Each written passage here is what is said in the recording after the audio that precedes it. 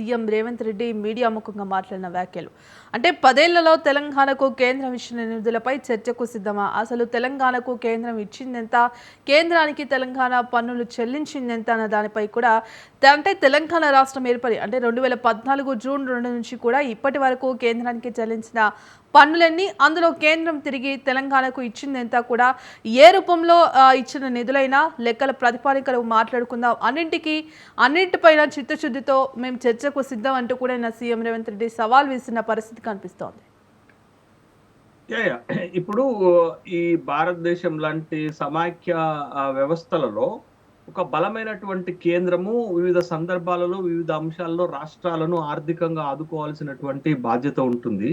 But కేంద్రంలో ఒక party, రాష్ట్రాల్లో ఒక పార్టీ ఉన్నటువంటి ప్రతి చోట కూడా ఈ రకమైనటువంటి విమర్శలు మనకి ఇప్పుడే కాదు, గతంలో కూడా ఈ రకమైనటువంటి విమర్శలే కనపడ్డాయి.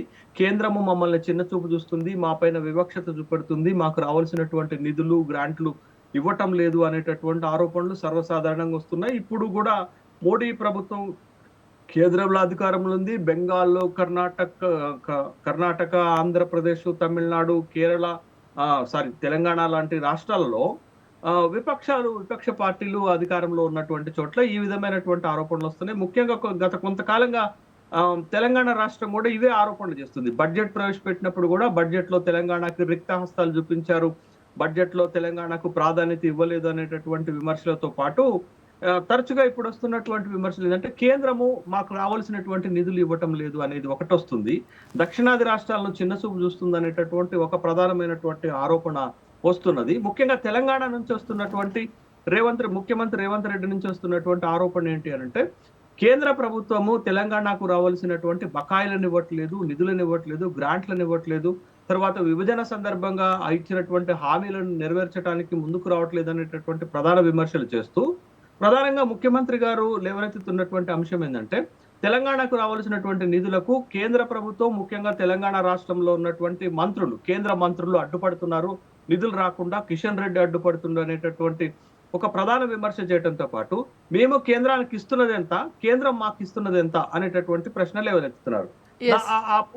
ఆ ప్రశ్నకు సమాధానంగా కిషన్ రెడ్డి ఎన్నికలకు ముందు ఇప్పుడు ఏం చెప్తున్నారంటే మేము 2014 నుంచి 2024 అంటే ఇప్పటి వరకు మేము దరిదాపు 11 లక్షల కోట్ల రూపాయలను మేము తెలంగాణ రాష్ట్రానికి ఇచ్చామంటే అన్ని రాష్ట్రాలకు ఇచ్చినట్టే ఇస్తున్నారు, మాకు ప్రత్యేకంగా ఏమి ఇవ్వలేదు అనేటటువంటి ఆరోపణలు కూడా రాష్ట్ర ప్రభుత్వం చేస్తుంది. ముఖ్యంగా రాష్ట్ర ప్రభుత్వం లేవనెత్తుతున్నటువంటి అంశం ఏంటంటే మీరు బీజేపీ అంటే డబుల్ ఇంజన్ సర్కారు అధికారంలో ఉన్నటువంటి రాష్ట్రాలకు పెద్ద ఎత్తున నిధులు ఇస్తూ విపక్షాల అధికారంలో ఉన్నటువంటి రాష్ట్రాలకు నిధులను ఎందుకు ఎండగడుతున్నారు, నిధులు ఎందుకు ఇవ్వట్లేదు అనేటటువంటి ప్రశ్న ఇక్కడ ప్రధానంగా వస్తుంది.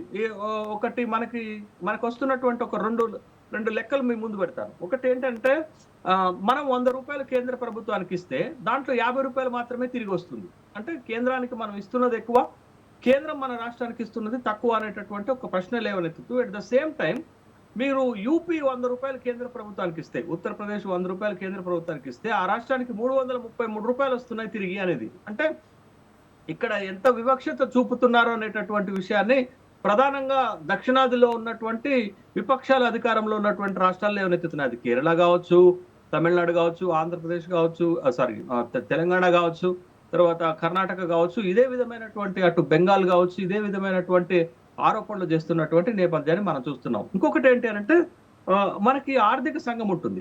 ఎందుకు ఈ మన సమాఖ్య స్ఫూర్తి లేకపోతే ఫెడరల్ కంట్రీస్ లో ఆర్థిక సంఘము రాష్ట్రాల మధ్య ఆర్థిక వనరులను పంపిణీ చేస్తుంది. ఆర్థిక సంఘం ప్రకారం రాష్ట్రాలకు ఆర్థిక వనరుల పంపిణీలో 41% కేటాయించాలి. కానీ మొత్తంగా చూస్తే రాష్ట్రాలకు వస్తుంది 30% మాత్రమే వస్తుంది. ఎందుకంటే సెస్లు ఈ సర్ఛార్జీల రూపంలో కేంద్ర ప్రభుత్వం తీసుకుంటుంది. పన్ను రూపంలో తీసుకుంటే ఆ పన్ను రూపంలో వచ్చినటువంటి దాంట్లో 41% రాష్ట్రాలకు ఇవ్వాలి.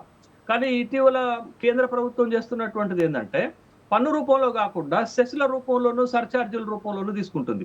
ఈ సెస్లు సర్ఛార్జీలు రాష్ట్రాలకు పంచాల్సినటువంటి అవసరం లేదు. అంటే సెస్ సర్ఛార్జీల రూపంలో 100 రూపాయలు వస్తే 100 రూపాయలు కేంద్రమే తీసుకుంటుంది. కానీ అదే పన్ను రూపంలో 100 రూపాయలు వస్తే 41 రూపాయలు రాష్ట్ర ప్రభుత్వాలకు ఇవ్వాలి.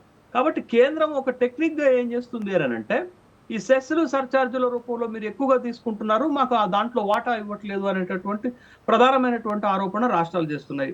ఇప్పుడు మనలాంటి దేశాల్లో కేంద్రం బలంగా ఉంటుంది. అది ఆర్థిక పరంగా గానీ, మిగతా విషయాల్లో గానీ. రాష్ట్రాలను ఆదుకోవాల్సినటువంటి బాధ్యత ఉంటుంది. రాష్ట్రాలకు ఇవ్వవలసినటువంటిది. ఇవాళ జీఎస్టీ రూపంలో కేంద్ర ప్రభుత్వానికి ఒక్క నెలకు 1.86 లక్షల కోట్ల రూపాయలు. మీరు లాస్ట్ టైమ్ అయితే జనవరి, ఫిబ్రవరి మంత్స్‌కైతే కేంద్ర ప్రభుత్వానికి వచ్చినటువంటి ఆదాయం జీఎస్టీ ద్వారా 1.96 లక్షల కోట్ల రూపాయలు. అంటే 2 లక్షల కోట్ల రూపాయలు ప్రతి నెల వస్తుంది ఆదాయం. అంటే పన్నుల రూపంలో అంత పెద్ద ఎత్తున ఆదాయం వస్తున్నప్పుడు రాష్ట్రాలకు ఇవ్వాల్సినటువంటి బకాయిలు ఎందుకు పెండింగ్ ఉంటున్నాయి? రాష్ట్రాలకు ఇవ్వాల్సినటువంటి నిధులు సకాలంలో ఎందుకు ఇవ్వట్లేదు? అనేటటువంటి ప్రశ్నలు సహజంగానే తలెత్తుతున్నాయి కాబట్టి ముఖ్యమంత్రి రేవంత్ రెడ్డి గారు చెప్తున్నది ఏందంటే, మీరు కేంద్రం నుంచి నిధులు తీసుకొస్తే మీకు సన్మానం చేస్తాము అనేటటువంటి ఒక ప్రధానమైనటువంటి దాన్ని తీసుకొస్తున్నారు. కేంద్రం ఏం చెప్తుందంటే, మీరు పర్ఫెక్ట్ ప్రపోజల్స్ పంపండి.